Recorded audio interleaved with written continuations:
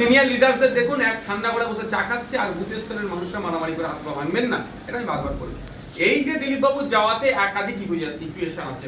একটা হচ্ছে pressure politics. Dilip বাবু তার দলে দেখছিলাম ক্রমশ কোণঠাসা হয়ে যাচ্ছিল। তিনি তার দলের তার গ্রহণযোগ্যতা বাড়ানোর জন্য হতে পারে এটা গিয়েছেন, হতে পারে এটা যে শুনছিলাম আবার মমতা ব্যানার্জির সাথে দিলীপ বাবু সরাসরি একটা খুব ভালো সম্পর্ক আছে। মমতা ব্যানার্জি হয়তো মেবি তাকে সরাসরি আমন্ত্রণ করেছে, আমন্ত্রণ তিনি ফেলতে পারেননি, তিনি পৌঁছে গিয়েছেন এটাও। আর সাথে সাথে তৃণমূল আর বিজেপির টিকিমতা তো নাগপুরে বলে দিয়েছে, অর্ডার হয়তো নাগপুর থেকে এসেছে, যেতেই হবে, এটা হতে পারে। এগুলো হচ্ছে সত্য কোনটা, যারা গিয়েছেন যারা আমন্ত্রণ করেছে তারা বলতে পারে।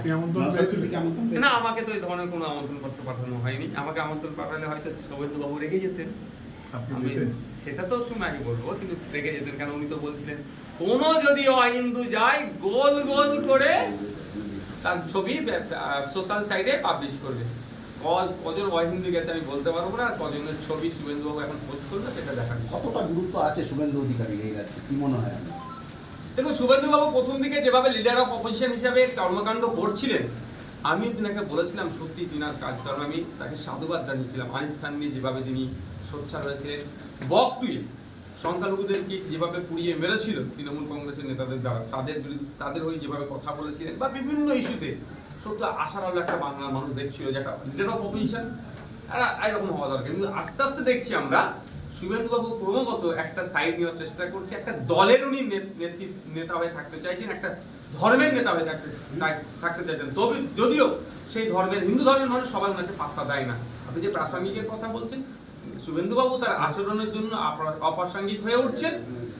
ক্রমশ হিন্দু সমাজের মানুষও তাকে প্রত্যাখ্যান করছে, কেন বাংলার মাটিতে ওই হিন্দু মুসলমান এই বিভাজন চলবে না। কারণ এই মাটি নজরুলের মাটি, এই মাটি রবি ঠাকুরের মাটি, এই মাটিতে হিংসা বিদ্বেষের চাষ আমরা কোনো মতেই হতে দেবো না।